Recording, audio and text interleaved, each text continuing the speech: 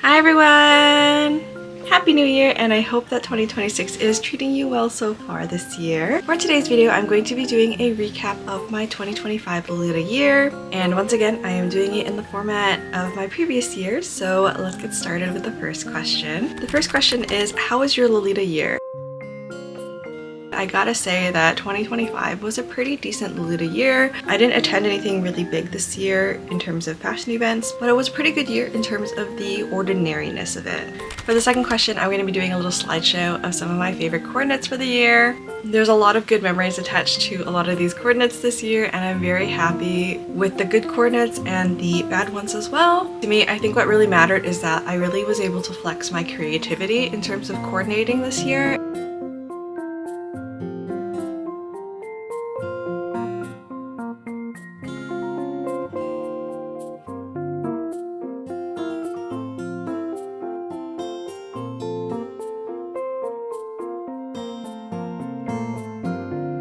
For question number 3 is, what was your favorite memory/event? And I have to say that the one that really sticks out for me is the berry picking. There is something just so pure about picking berries and enjoying the summer sun, and it's definitely something I want to do this year as well. So for my favorite purchases of the year, I would definitely have to say that the big Captain Chris rucksack, as well as the Captain Chris face bag, has been one of my favorite purchases. Captain Chris brings so much joy in my life, and I'm very excited to see what sort of other Captain Chris items that will come out this year. As for another purchase that I'm really happy with, it is this Baby the Star Shine Bright bolero with the Usakumya and Kumakumya appliques on this, and I have been really loving boleros lately. I feel like it just suits me really well, and this bolero has been really great. I love it a lot. I think it was one of the best purchases that I could have made for this year. Next question is, what are your favorite releases from 2025? This year has been a lot about prints for me, which is kind of interesting. So let's go through the brands together. First, talking about Angelic Pretty, there were several releases that did catch my eye, with the first one being the Lacy Pansy series. Angelic Pretty really does floral motifs the best, especially for their spring collections, and this series was no exception. I really love the print detailing of this, and despite the cuts being okay, I think it's a really solid series and would maybe love to own one day, though it's not very high on my priority list. Next up from Angelic Pretty is the Dreaming Tiny Bear series. I personally really love how casual this series was. It's got really simple motifs, and to me it looks like it leans more into the cottagecore sort of aesthetic. I really like that sort of feel to it because it just makes approaching this sort of print not as hard, so to speak. I think it's quite a solid series that is really, really cute. Okay, y'all, on to my favorite brands, Baby the Star Shine Bright and Alice and the Pirates. For some reason this year, they were just on fire, and I was really loving for it, but my wallet was quaking in its little booties. So, unfortunately, because a lot of these were super popular, I wasn't able to pick up a lot of things from Baby brand new this year. A majority of these years I have added onto my to purchase eventually list, but as I mentioned before, a lot of my things on my purchase list aren't really high priority. If I buy it, I buy it. If I don't, that's fine too. But the first release that was teased is the Kumya-chan's Sweet Baby Love Heart series, and this was Baby's Valentine's series this year. That was so cute. I am in love with the little Cupid Kumyas and Usakumyas on this print. It is so adorable, and I really enjoy the cuts for this series as well. It really is such a cute series that showcases the charms of Usakumya and Kumakumya so well. The other printed series that I was very excited about from Baby was the Juicy Strawberry Memory series, and this series was also popular enough to get a second re-release, but this strawberry series was so good this year. This series really blew all of the other strawberry series out of the park.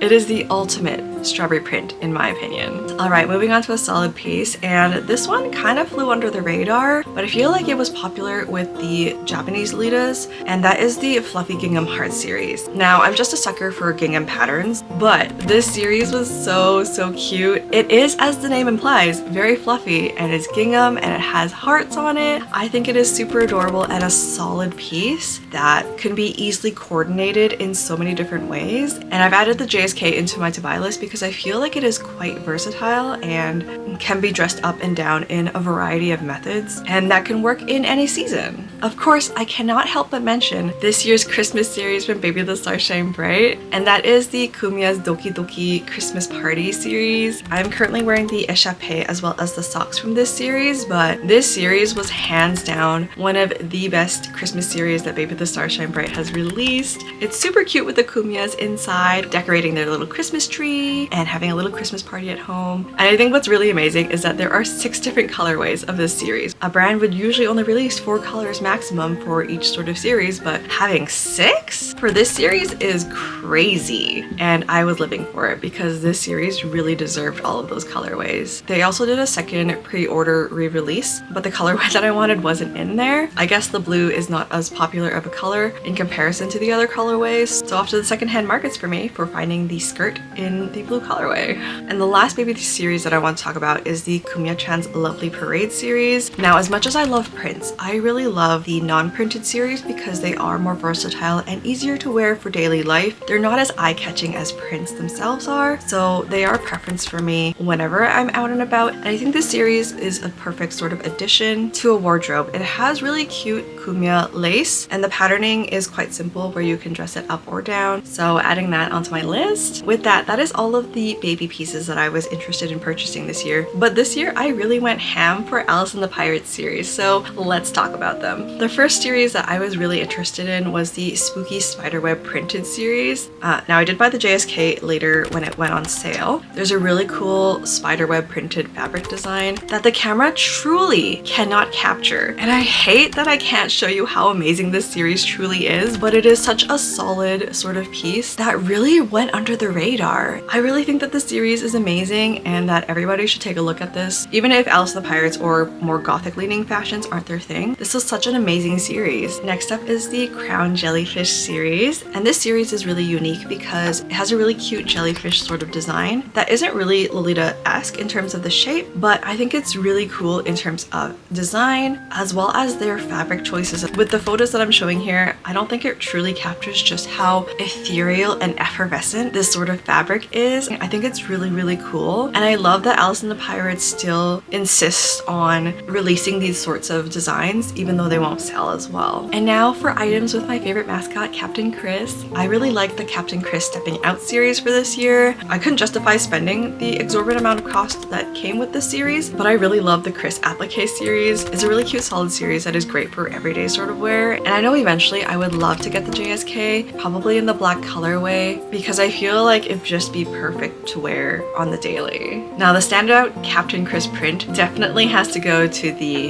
Egyptian Chris Mystery Hidden in the Murals series. Y'all, this print was amazing, especially for people who grew up with ancient Egypt and loved it. Like, this series was absolute perfection. The cuts of this series was so unique, as well as the colors that they picked. And this series was what I wish the Poseidon Chris series would have been, because the thought and attention to detail for this series was just amazing. Now for the last Captain Chris series, it is sort of adjacent to the Egyptian Chris series, and that is the Mystery Adventures, The Gate Towards the Unknown World. Now I specifically want to talk about the Captain Chris clothes for this series because look at these cute little explorer clothes. They are so cute, and I'm just really living for Chris living out their best life, having just grand adventures in such cute clothes. It's so cute, and I really hope that I'll be able to get the clothes for Chris one of these days. Now for Metamorphose Tom Stiffy, I have to say that the standout series for this year that I want to talk about is the Cyber Neon Girl series. Now this series doesn't actually officially release until 2026 this year, but the pre-order started last year, and this series was really unique in terms of their cuts and the colorways. And I think Meta should definitely do more of these sorts of series because it is so cool and interesting to see. I really love that there's a QR code that leads to the Meta's website, which is really, really cool. And I think it's such a cool series that I'm really excited to see other people wear and put together. The last brand I'm going to mention in this very long section is Emily Temple Cute. As I mentioned in my previous videos, I really like looking at Emily Temple Cute, but I wouldn't buy it brand new just because of how costly that it is for such simple cuts. So I'm always hoping to find these sort of pieces secondhand, but I think you're going to see the theme with the Emily Temple Cute items that I really fell in love with this year. The first is the Alphabet Cat series. This was really, really cute with the alphabet and the little cat faces. The colorways of this was very soft and sweet. I think this sort of series would be perfect for an everyday sort of look, and I am a very big fan of this basic sort of series. Next up is the Tasty Label series. Now, Emily Temple Cute always does kitschy 50s sort of prints really, really well, and this label series is no exception. It is nostalgic, it is a little kitschy, and I think it is really adorable. And then the last series that started reservations in December but won't be officially released until sometime this year is the Kitty Gift series. At this point, I'm just a sucker for cat prints, but I really love the design of this series. It is very soft and feminine, and I just really love the soft girly feel that this series has. I'm really thinking that I might add this one brand new into my wardrobe because it's so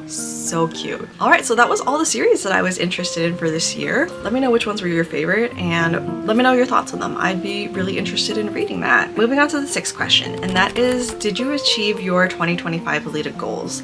As a refresher, my goals for 2025 were to 1. Live my best Lolita life, and 2. To continue the Usakumya, Kumokumya, and Captain Chris gospel. I knew at the beginning of the year that these goals were very, very vague, and I really made it that way on purpose, but I really think that I achieved both goals for this year. I have more Captain Chris's and more Kumyas, and I created 23 specific Lolita fashion videos, with a majority of the Lolita specific ones being lookbooks, but I gotta say that the vlogs were a really big highlight for me this year. It's just been really nice to sort of document a daily Lolita life and adapting Lolita to suit your life. And I think the vlogs really showcased a ordinary Lolita lifestyle pretty well. Alright, now for the final question, and that is, what are my Lolita goals for 2026?